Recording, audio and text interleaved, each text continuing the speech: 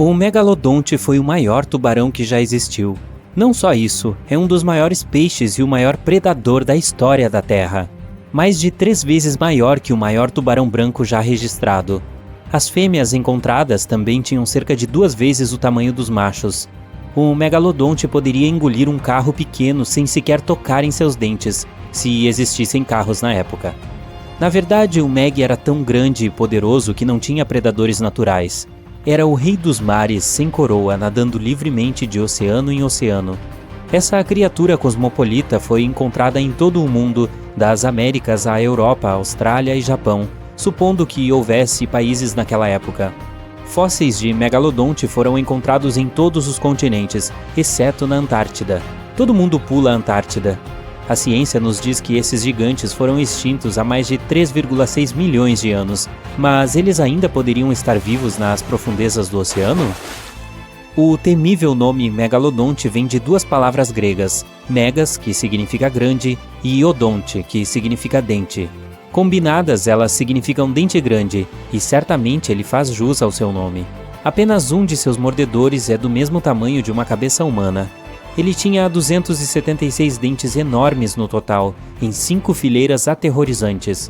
Em toda a história, apenas alguns gatos dentes de sabre e o Tiranossauro Rex tinham dentes consistentemente maiores. Bem, esse é um confronto a que eu gostaria de assistir. O megalodonte desapareceu há milhões de anos, deixando apenas seus dentes enormes para serem encontrados pelos arqueólogos modernos. Apenas cerca de 80% do oceano foi explorado, então quem sabe o que está à espreita no fundo? No entanto, se você conseguir descer até lá, é improvável que encontre um Meg. Esses tubarões, como nós, preferiam águas costeiras quentes. A vida no oceano profundo seria muito fria para eles, e a comida seria escassa.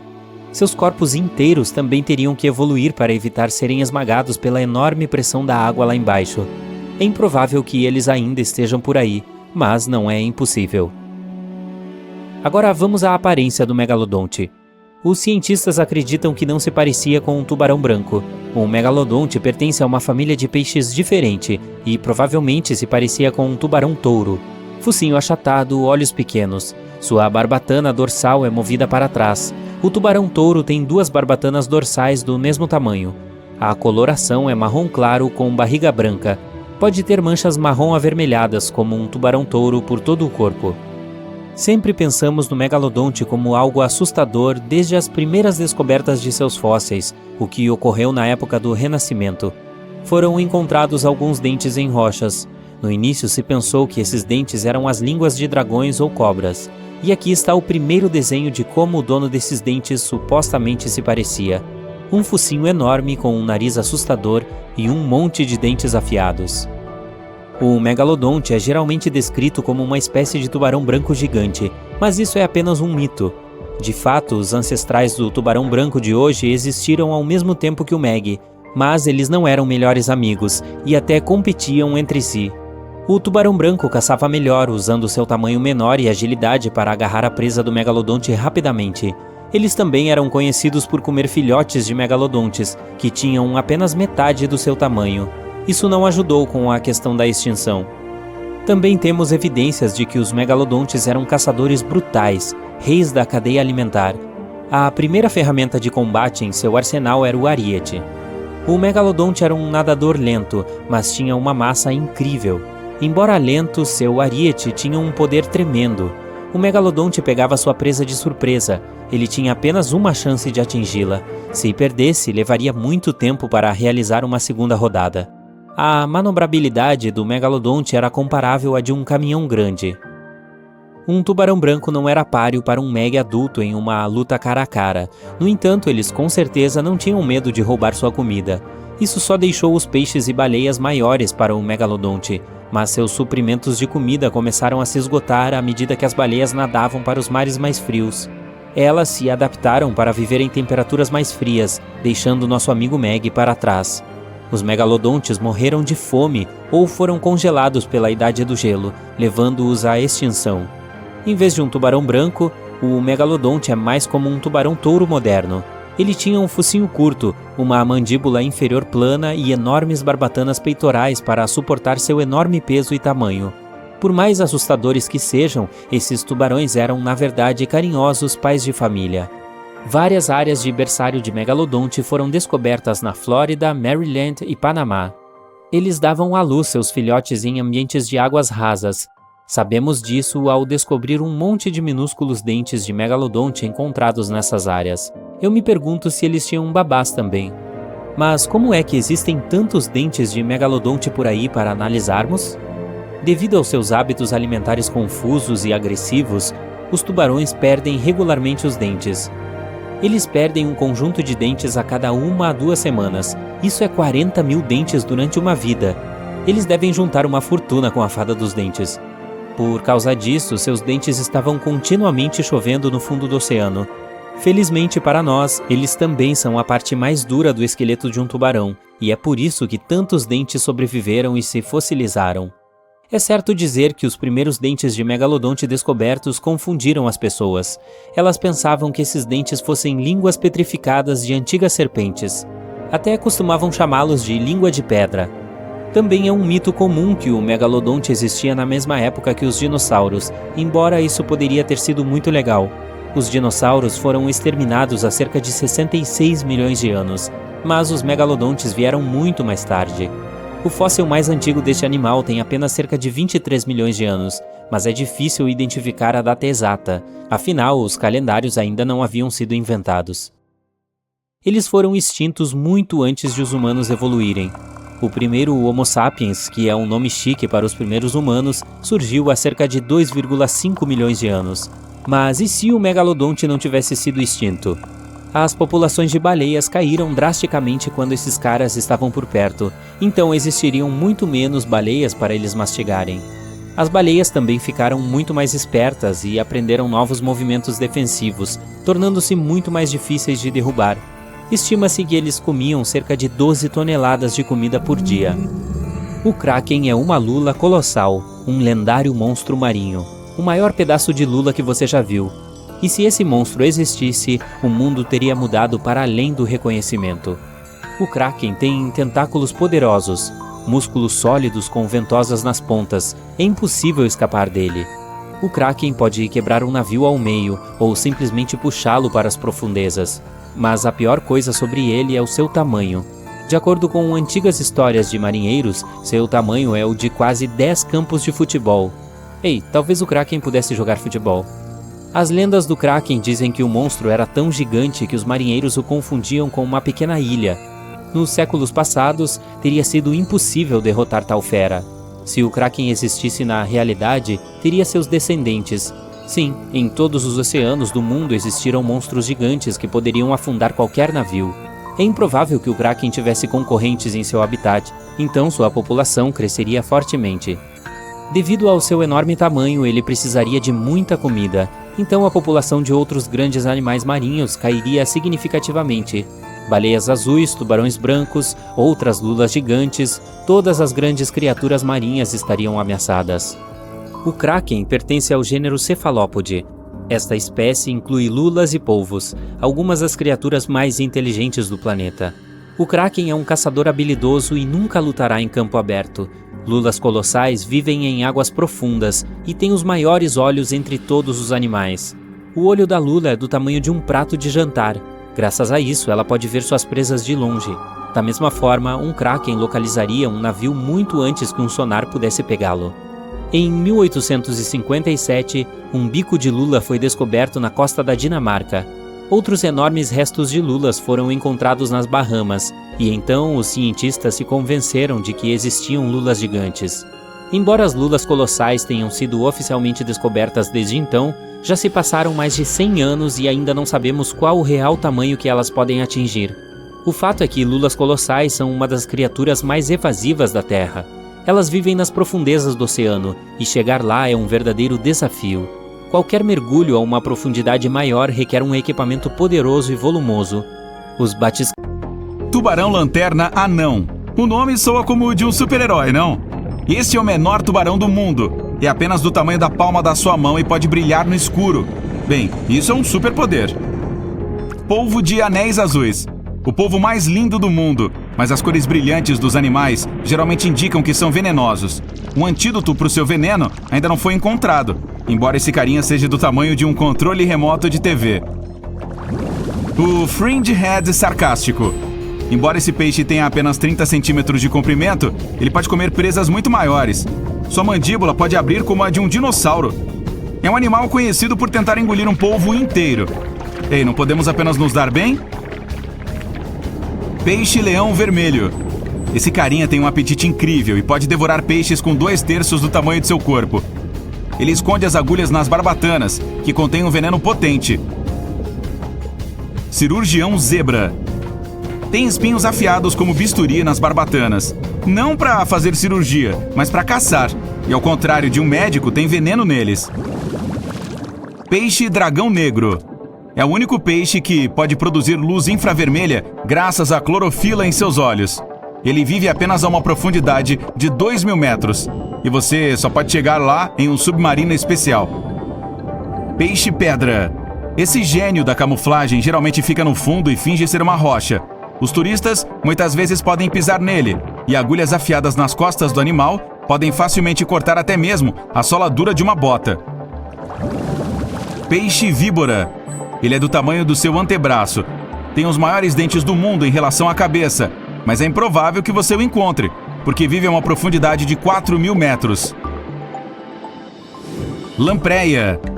Parasita que se fixa em outras criaturas e vive delas, só que é 10 vezes maior do que a média das sanguessugas de rio. Mega piranha. Era o peixe mais agressivo do mundo, do tamanho de um cachorro Doberman. Um grupo deles não deixaria nada sobrar de uma vaca inteira em apenas alguns minutos. Felizmente para todos nós, o animal deixou de existir há 8 milhões de anos. Uau! Tambaqui. É um peixe grande e bem comum, até abrir a boca. Tem dentes semelhantes aos dos humanos.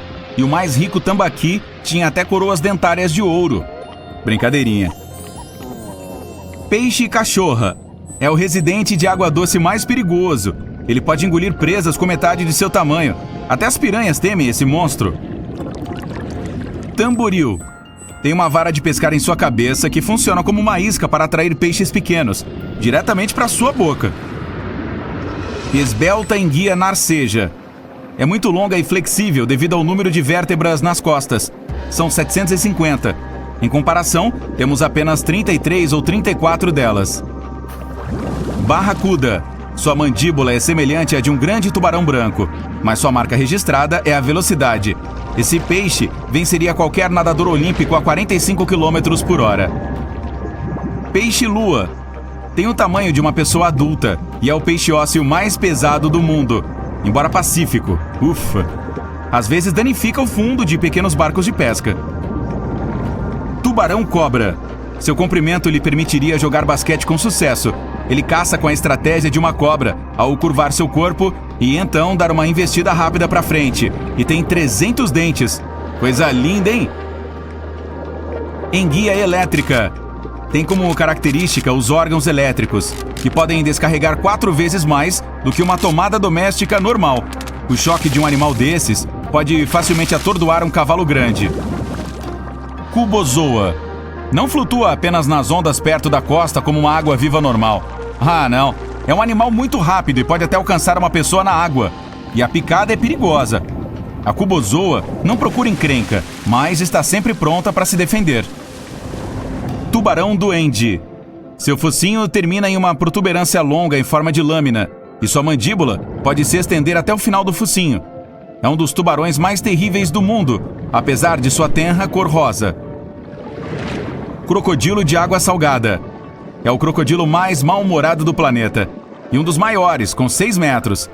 Ele não tem medo de humanos, apenas nos considera como comida. Ei, não me devore! Tubarão branco. O habitante mais notório dos oceanos. Certa vez, um deles perfurou o fundo de um iate turístico. O barco afundou, mas felizmente ninguém ficou ferido. E nem foi devorado. Tubarão da Groenlândia. É o animal mais longevo do mundo marinho. Ele tem um metabolismo muito lento e pode viver até 300 anos. Para efeito de comparação, o ser humano mais velho alcançou 122 anos de idade. Regaleco. tem o comprimento de uma sucuri gigante e detém o título de maior peixe com ossos do mundo. Jamanta. Essa criatura pode parecer que está sorrindo, mas vai correr em sua direção sem hesitar. Ela alcança até 5 metros de diâmetro e tem um espinho muito afiado com uma neurotoxina. Excelente. Orca. Pode nadar na velocidade de um carro e é tão grande quanto uma minivan enorme. E não é a única caçadora marinha que pode pular para a costa e agarrar suas presas ali. Dunkleosteus. Esse cara era do tamanho de uma limusine. Embora não tivesse dentes, possuía placas ósseas que lhe garantiam uma das mordidas mais fortes entre as criaturas marinhas. Cameróceras. É um molusco antigo de tamanho incrível, mas 90% de seu corpo inteiro era uma concha em forma de cone e pesada, o que impedia de se mover muito rápido. Portanto, na maioria das vezes, o camerócera ficava imóvel no fundo, esperando que pequenos peixes passassem nadando. Cronossauro. Era semelhante a um crocodilo, apenas várias vezes maior. Os restos de um deles continham ossos de dinossauros. Portanto, o cronossauro caçava não apenas no mar, mas também em terra. Helicoprion. Uma das poucas espécies a sobreviver ao evento de extinção do Triássico. Isso graças à sua alta inteligência e a uma poderosa ferramenta de combate, a mandíbula circular em forma de serra em seu nariz. Elasmossauro. Sua aparência se assemelhava à de uma girafa, apenas 2 vezes maior. E esse carinha era um verdadeiro viajante. Ele engolia pedras pequenas para moer a comida. 300 rochas de todo o mundo foram encontradas nos restos de um deles. Lula colossal. Ela pesa tanto quanto 2 ursos polares e é 5 vezes mais comprida que um ser humano. É extremamente rara, mas ainda existe nas águas frias e muito distantes do nosso planeta. Baleia jubarte. Como as baleias comuns, ela se alimenta de plâncton e pequenos peixes, usando a boca como uma enorme rede, e utiliza sua cauda gigante para atordoar grandes cardumes de peixes. Mosasauro. Você não fica impressionado com esses nomes? Não? Ok. Os mosassauros eram tão grandes quanto um vagão de metrô e foram os reis dos mares há 66 milhões de anos. Sua mandíbula e crânio eram como os de uma cobra, e eles engoliam suas presas inteiras. Hoje ainda podemos encontrar seus parentes, os lagartos monitores. Eles monitoram aonde você vai. Estou brincando. Leviathan melvillei. Esse cara tinha os maiores dentes já conhecidos, praticamente do tamanho da metade da sua mão, e a aparência do animal lembrava algo entre uma orca e um cachalote. Ledcistis. Era maior do que um ônibus escolar, mas não caçava. Seu grande tamanho o impedia de ser rápido, então ele se alimentava principalmente de plâncton. Megalodonte. A mais famosa criatura marinha antiga. O bicho era mais pesado do que um tanque, ou mesmo uma pequena casa. Algumas pessoas pensam que ele ainda vive nas águas profundas do oceano, mas isso, é claro, não é verdade. Basilosaurus. É o ancestral gigante das baleias modernas. Ele tinha membros inferiores grandes, talvez seja porque costumava ser uma criatura terrestre, mas no curso da evolução gradualmente se moveu para a água. Cachalote. Com esse nome, deveria estar em um time de beisebol. Ela é quase tão longa quanto uma quadra de basquete. Seu cérebro pesa 7 quilos. Isso é 7 vezes o peso de um cérebro humano. Baleia sei. Sei. Uma das melhores nadadoras entre todas as baleias. Podia alcançar até 50 km por hora e mergulhar mais fundo do que a altura do Empire State Building. Shastasaurus. Embora apenas restem ossos desse monstro, os cálculos dizem que era tão comprido quanto uma quadra de tênis ou um caminhão e trailer. Baleia azul. O maior mamífero a viver em nosso planeta. Apenas seu coração pesa tanto quanto uma motocicleta grande, e suas veias são tão largas quanto um pote grande. E o animal ainda pode cantar. Água-viva cabeluda. A maior água-viva do mundo. Chega a 2,10 metros de largura e tentáculos do tamanho de um prédio de 10 andares. Embora ela não seja nada perigosa, as pessoas ainda podem se enredar em seus tentáculos incríveis, como em uma rede. Caravela portuguesa. Embora seu corpo seja muito pequeno, como o de uma água-viva comum, seus tentáculos têm o tamanho de meio campo de futebol. E essas coisas são venenosas. Elas paralisam peixes e qualquer coisa presa nelas. Até pessoas. Então, fique longe, hein? Existem comunidades inteiras de organismos minúsculos e incomuns que vivem em lagoas na Patagônia, e eles são algumas das primeiras formas de vida de todos os tempos. Ninguém sabia sobre sua existência até que 2 cientistas, Brian Hynek e Maria Farias, foram explorar certas áreas da região. A Patagônia ocupa quase metade da Argentina e poucas pessoas vivem lá, apenas alguns fazendeiros e criadores de ovelhas, que em sua maioria ficam perto de rios e cultivam coisas como maçãs, peras e alfafa. Há muito tempo, era um lugar selvagem e distante onde viviam tribos indígenas. Mas desta vez, vamos seguir os rastros de formas de vida que surgiram muito antes dos seres humanos e examinar mais de perto esses micro-organismos interessantes que Brian e Maria encontraram. Os dois tiveram que dirigir por 9 horas em estradas irregulares para chegar ao seu destino e se hospedaram em um pequeno vilarejo. Apenas 35 pessoas vivem lá. Elas dependem de apenas uma nascente, porque quase nunca chove lá. Na última noite na aldeia, Brian percebeu que as imagens de satélite que ele havia tirado mostravam um conjunto de lagoas que ficava a apenas 16 quilômetros de distância. No dia seguinte, a pequena equipe entrou em um carro e subiu a estrada o máximo que pôde, até que ficou muito difícil dirigir. Eles continuaram andando o resto do caminho. Foi difícil porque tiveram de carregar água e enfrentar a luz solar intensa. Em alguns pontos, acabaram afundando até os joelhos em uma lama feita de sal. Lá em cima, havia 12 lagoas com águas perfeitamente claras. O lugar em si não oferecia muita coisa, exceto a água muito ácida e salgada e a luz solar intensa e direta. Mas era como viajar de volta no tempo, porque aquelas condições eram parecidas com as da Terra há muitos e muitos anos. Quando Brian examinou as lagoas, ele ficou surpreso ao ver muitos micro-organismos incomuns.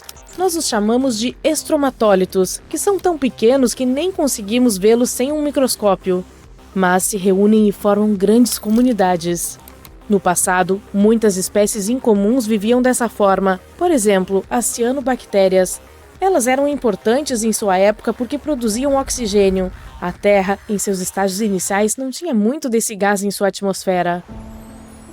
Os primeiros estromatólitos podem ter sido formados por diversos tipos de bactérias que não necessariamente produziam oxigênio, mas apenas viviam sua vida pacífica ali. E formaram camadas, empilhando-se uns sobre os outros, para que pelo menos alguns pudessem receber um pouco de luz solar. Também usavam areia e líquidos pegajosos para ficar juntos. Brian também ficou incrivelmente surpreso porque aqueles eram os maiores estromatólitos vivos que ele já havia visto. Eles geralmente atingem mais de 1 metro de altura, mas os recém-encontrados tinham 5 metros de largura e vários metros de comprimento, o que é gigantesco em comparação com os que vivem em outros lugares. E os fossilizados eram ainda maiores. Há muito tempo podiam crescer mais do que hoje, porque não havia muitas outras espécies que pudessem se alimentar deles ou prejudicá-los. Além disso, atualmente existem muitos outros organismos que podem crescer mais rápido e mais maciçamente e ocupar seu espaço. É por isso que os estromatólitos só podem viver em lugares raros onde quase nada mais pode viver, como nessas lagoas muito salgadas localizadas bem acima do nível do mar, na Puna de Atacama. Os estromatólitos encontrados lá são os mais famosos porque podem ser alguns dos melhores exemplos da vida mais antiga em nosso planeta. Mas eles não são realmente a primeira forma de vida na Terra. Os fósseis mais antigos têm 3,5 bilhões de anos, enquanto outras evidências nos dizem que a vida em nosso planeta surgiu há cerca de 4,1 bilhões de anos. Talvez alguns estromatólitos também tenham vivido naquela época, mas a Terra mudou muito desde então, e os locais onde eles poderiam ter habitado não sobreviveram. Tudo isso pode não parecer muito à primeira vista, porque ninguém encontrou um animal exótico e estranho que nosso mundo nunca tenha visto antes. Mas esses são exemplos notáveis de como pode ser a busca por vida em outro lugar do universo. Os cientistas interessados em estudar Marte geralmente vão até lá porque o local pode ser semelhante à aparência do planeta vermelho há um tempo excepcionalmente longo. Se houvesse fósseis escondidos em rochas antigas em Marte, eles poderiam se parecer com esses estromatólitos. Outra terra distante revelou alguns de seus segredos. É a Antártica, com um antigo mundo perdido encontrado sob seu gelo. Ela nem sempre foi essa terra gelada e isolada de neve e camadas de gelo. Antigamente, fazia parte do supercontinente Gondwana. junto com o que hoje é a América do Sul, a África, a Austrália, a Península Arábica e o subcontinente indiano. Mas em algum momento se separou e começou a construir uma vida própria, e se formou quando outras massas de terra começaram a se afastar, o que criou seu litoral. Mas a Antártica também era diferente em muitos outros aspectos naquela época. Costumava ser uma terra coberta por florestas magníficas e rios cheios de vida. Os cientistas usavam radares e satélites para explorar um mundo misterioso escondido sob o gelo. Essa terra antiga, que fica próxima ao Oceano Índico, é tão grande quanto o estado americano de Maryland ou a Bélgica e tem mais de 14 milhões de anos. Alguns estudos dizem que se formou há mais de 34 milhões de anos, muito antes de a Antártica entrar em seu congelamento profundo. No início, as temperaturas eram mais altas, possivelmente como as da Patagônia ou das florestas temperadas frias da Tasmânia, na Nova Zelândia, ou talvez até mais tropicais do que isso. Mas, à medida que o clima ficou mais frio, pequenas geleiras começaram a se formar nas colinas próximas aos rios. Os vales afundaram mais por causa de todo o gelo que os cobria. Depois, as temperaturas caíram ainda mais e uma camada gigante de gelo cobriu todo o continente, ocultando as antigas geleiras. Os rios moldaram esse mundo perdido há muito tempo, muito antes de ele ser coberto por gelo com cerca de 3 km de espessura em alguns pontos. Estudos científicos dessa área mostraram que essas paisagens eram repletas de planaltos e montanhas. O gelo que se formou sobre a Antártica tornou toda a área muito fria, de modo que a paisagem não podia mais sofrer erosão. Isso significa que tudo permaneceu basicamente o mesmo e intocado sob o gelo por milhões e milhões de anos. O interessante é que sabemos menos sobre essa terra escondida do que a respeito da superfície de Marte. Uma maneira de explorá-la mais seria perfurar essas camadas para verificar se há amostras de sedimento abaixo. Elas poderiam nos dizer mais sobre a flora e a fauna antigas congeladas. Não se trata de algo novo. Um método semelhante foi usado para coletar amostras de 2 milhões de anos na Groenlândia. A Austrália também tem seu mundo secreto. Organismos antigos foram encontrados escondidos em rochas da parte norte do continente, com cerca de 1,6 bilhões de anos. Essas coisas microscópicas fazem parte de uma família chamada eucariotos. Seus membros incluem hoje plantas, fungos, animais e até mesmo aqueles organismos minúsculos com apenas uma célula, como as amebas. Todos os seres vivos com um núcleo em suas células, inclusive nós, podem traçar sua árvore genealógica até um dos membros mais antigos dessa família. Esse membro é chamado de último ancestral comum eucariótico e viveu há mais de 1,2 bilhões de anos. Esses organismos antigos eram mais complexos e maiores do que as bactérias. Talvez tenham sido os primeiros predadores da Terra, caçando bactérias. Ok, vamos encarar os fatos. Nós, humanos, somos bastante comuns. Quero dizer, não somos super-heróis com superpoderes, certo? O quê? Você não recebeu o memorando? Mas o mundo animal tem um monte de super-heróis. Algumas criaturas vivem para sempre. Há aquelas que parecem não se importar com as leis da gravidade. Outras são imunes ao veneno. E ainda tem as que podem correr na água. E algumas vão te causar arrepios na espinha. O primeiro superpoder da lista é a capacidade de viver sem água, como os ratos canguru. Na verdade, eles não se importam com ela. Os seres humanos, por outro lado, só conseguem sobreviver 3 dias sem água. Humanos, 0. Ratos canguru, 1. Esses carinhas habitam áreas desérticas extremamente áridas e precisam obter água das sementes e plantas que comem. E, embora isso possa parecer um pouco perturbador, também sabem como extrair água da urina antes de ir ao banheiro. Dessa forma, não desperdiçam uma única gota de umidade preciosa. Isso seria muito útil em eventos esportivos. Agora, deixe-me apresentar o Peter Parker do mundo animal. Sim, parece que o Homem-Aranha é real, mas não humano. Conheça o lagarto gecko, ou simplesmente gecko. Essa criatura tem uma capacidade maravilhosa de subir em todos os tipos de superfícies verticais e consegue até mesmo dar uma volta no teto. Essa façanha que desafia a gravidade é possível graças às patas exclusivas, cobertas por pequenos pelos. Essas estruturas podem se agarrar a praticamente qualquer tipo de superfície, seja ela lisa, dura, áspera ou macia. Mas um fato interessante sobre esse animal é que ele não tem pálpebras, ou seja, sempre mantém os olhos bem abertos para o que está acontecendo ao seu redor. Se você quer saber como ele protege os olhos, aqui está a resposta. Eles são cobertos por uma membrana transparente, a córnea. É claro que o lagarto não pode fechá-los, e se houver algo nos olhos, ele simplesmente lambe. Bem, também limpa os globos oculares lambendo-os. Acho que é outro superpoder. Há algum superpoder supersônico aqui? Com certeza! Um camarão subtropical de pouco mais de 2 centímetros de comprimento desorienta sua presa com um estrondo sônico. Apesar do tamanho modesto, o camarão-pistola é um dos animais marinhos mais barulhentos. Quando estala as garras, cria um ruído tão alto quanto um estrondo sônico. Naturalmente, esse barulho atordoa a presa e o camarão pode capturá-la sem muito esforço. No mundo dos quadrinhos existe o Venom. No mundo animal, há um cara que pode ser chamado de Anti-Venom. O gambá é conhecido por seu truque prático de fingir que morreu quando um predador o ataca. Mas esse não é o fim da história. Esse carinha também é imune ao veneno de cascavéis e víboras. O segredo é um peptídeo que o ajuda a neutralizar substâncias químicas perigosas. Essa é a razão pela qual as cobras são a guloseima favorita na dieta dos gambás. Há uma coisa curiosa que eles também acrescentam em sua dieta: os carrapatos. Um indivíduo pode coletar cerca de 5.000 carrapatos por temporada, e a maioria é retirada do próprio corpo. Imagine um peixe que é tão famoso que é chamado de perigoso. É o mbenga, que se traduz literalmente como peixe perigoso em Swahili. Esse monstro vive em água doce e não se importa em comer um crocodilo no almoço. Não o inteiro, mas pode dar uma mordida nele.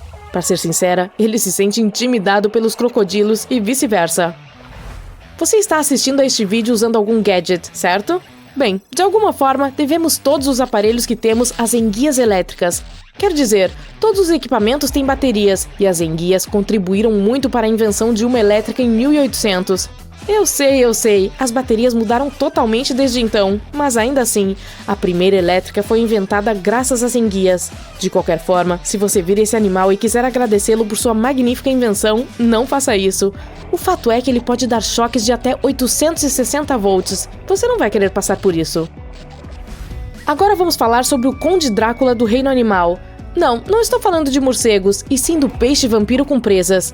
Ele é conhecido também como cachorra e tem 2 longas presas que se projetam de sua mandíbula inferior. Eis porque algumas pessoas o associam a vampiros.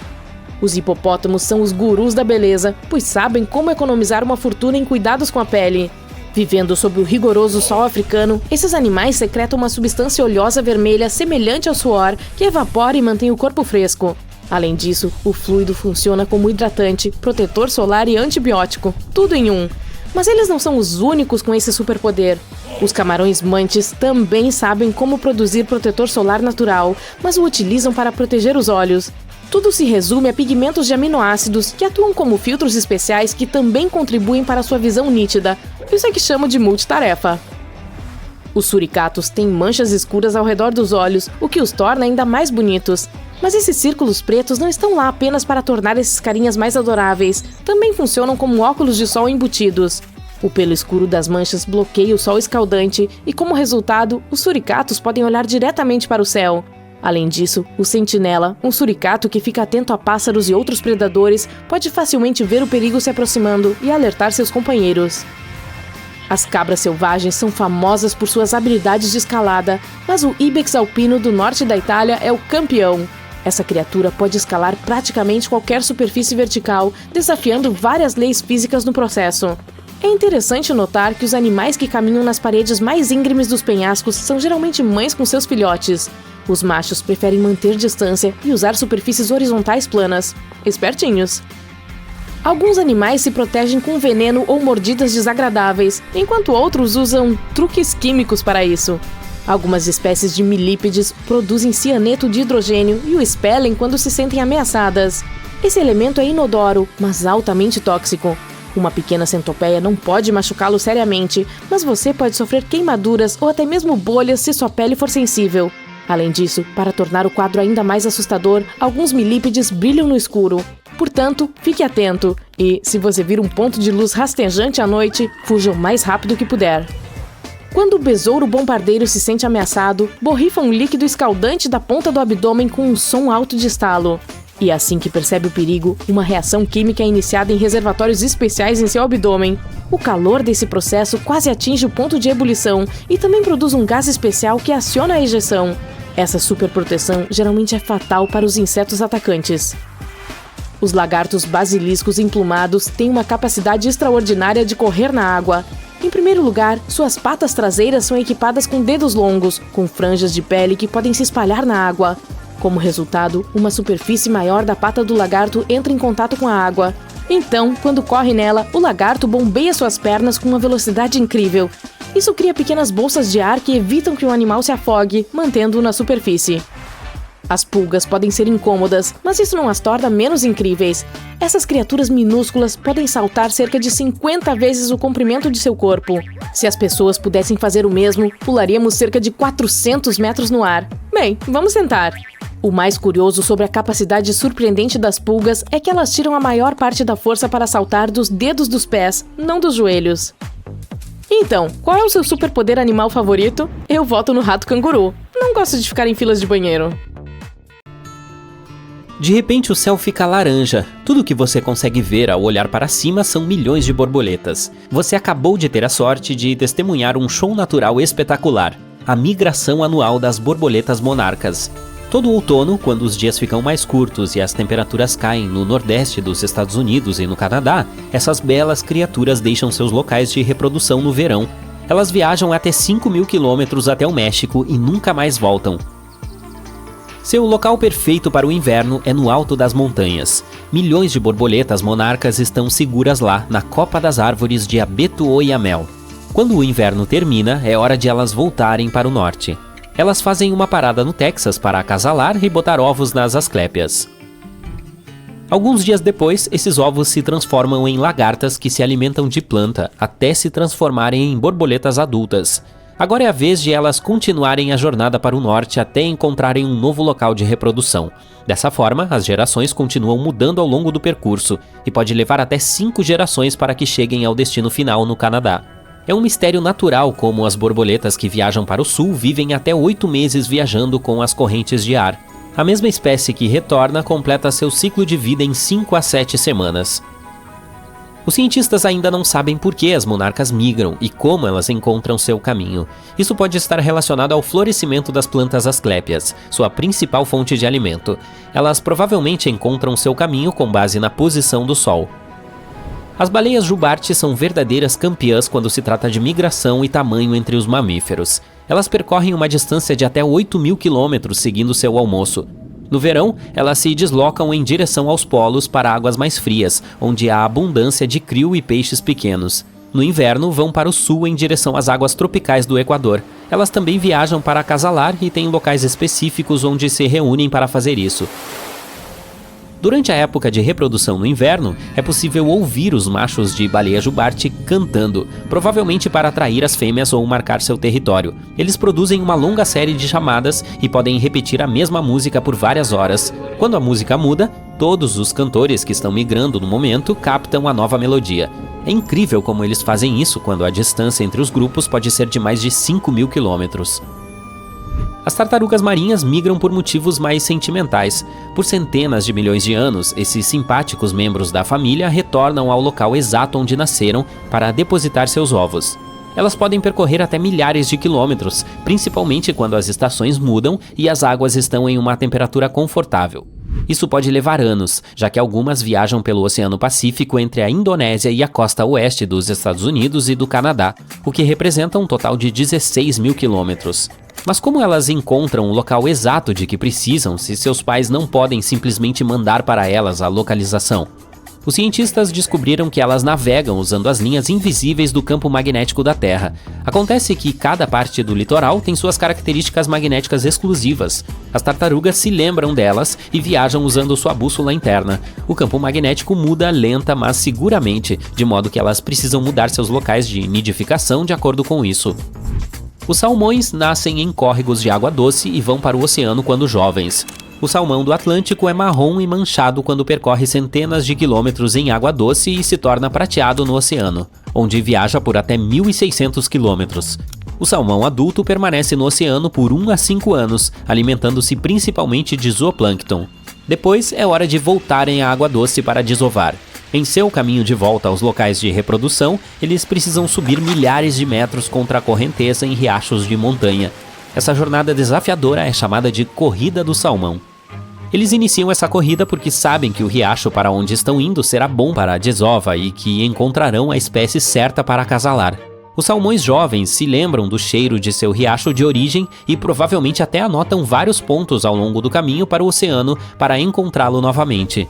Assim como as tartarugas marinhas, eles usam o campo magnético da Terra como bússola em suas viagens. O salmão do Pacífico e a maioria dos salmões machos do Atlântico vivem apenas algumas semanas após a desova, e algumas fêmeas do salmão do Atlântico sobrevivem e migram de volta para o oceano. Os caribos, mais conhecidos como renas, são os campeões quando se trata de distância de migração entre os mamíferos terrestres. A cada primavera, eles percorrem uma distância de cerca de 650 quilômetros no Alasca, dos seus locais de alimentação do inverno aos do verão. Os indivíduos percorrem até 4.800 quilômetros, mas a migração de rebanho é muito mais espetacular. A maior manada tem pelo menos 260 mil membros e seu território de migração cobre uma área maior que a Califórnia. Os cientistas colocam coleiras com rastreadores de rádio em alguns membros do rebanho e tiram milhares de fotos para contar todos eles. Esse censo é organizado a cada 3 anos em condições climáticas favoráveis para verificar se os números da população estão aumentando ou diminuindo e rastrear seus padrões de migração. Os caribos passam por todos esses problemas de migração para criar com segurança seus filhotes recém-nascidos. Eles chegam a locais remotos onde águias douradas, lobos e ursos pardos não incomodam os filhotes durante os primeiros e mais vulneráveis dias. Outra boa desculpa para pegar a estrada rumo ao norte para eles é se protegerem dos mosquitos, que seriam um grande problema nos meses mais quentes. Além disso, eles obtêm alimentos sazonais frescos das áreas em que ficam. Sua migração ajuda a fertilizar as áreas por onde passam, o que significa que a tundra deve agradecê-los por regenerar e proteger suas pastagens. O gnu, também conhecido como boi-cavalo, é parente dos antílopes e das gazelas. Eles passam a maior parte da vida nas planícies do Serengeti, no sudeste da África, pastando nas savanas gramadas. Todos os anos, no final da estação chuvosa, normalmente em maio ou junho, milhões de gnus seguem para o noroeste em busca de pastos mais verdes e depois voltam. Essa migração é tão espetacular que é considerada uma das 7 maravilhas do mundo natural. Infelizmente, nem todos os gnus conseguem chegar ao seu destino final, pois precisam atravessar rios cheios de crocodilos gigantes e passar por leões famintos e outros predadores. Se observarmos as rotas de migração das libélulas, podemos dizer que elas são verdadeiras viajantes do mundo. Os cientistas descobriram uma dessas rotas que se estendia da Índia às Maldivas, Seychelles, Moçambique, Uganda e de volta por pelo menos 14 mil quilômetros. É a mais longa migração de insetos que conhecemos até o momento. Parece que as libélulas iniciam essa jornada épica quando a temperatura atinge uma determinada marca e os dias começam a ficar mais longos. Elas parecem estar seguindo as chuvas, pois começam durante a estação das monções na Índia e chegam durante a estação chuvosa no leste e no sul da África. Um inseto frágil não consegue completar toda a viagem, então a viagem se transforma em uma espécie de corrida de revezamento que inclui 4 gerações de libélulas. Cada geração desempenha seu papel na jornada. Os cientistas não podem colocar rastreadores de rádio nas libélulas, como fazem com outros animais, porque os insetos são muito pequenos. Assim, para montar o quebra-cabeça da rota de migração, eles analisaram 21 anos de dados de cientistas cidadãos voluntários e também amostras de asas de museus. Cada uma das amostras possuía um código químico que poderia dizer aproximadamente de onde o inseto era. Esses dados ajudaram cientistas a entender a distância que determinado inseto percorreu quando adulto. Sabe-se que os elefantes viajam pela África há séculos. Eles confiam na memória de seus líderes de manada quando se trata de relembrar as complicadas rotas migratórias. O grande chefe elefante conduz todos os outros às fontes de alimentos e água quando as estações mudam. Eles também migram para evitar o perigo, que é representado principalmente pelos seres humanos. Os elefantes desenvolveram seus próprios métodos de comunicação para transmitir informações sobre possíveis perigos. Eles usam secreções químicas, vibrações, gestos e toque. Recentemente, muitos países africanos restauraram algumas das mais antigas rotas de migração de elefantes. Esses animais de orelhas grandes geralmente evitam áreas perigosas por gerações, mas quando sabem que a rota é segura, começam a usá-la novamente.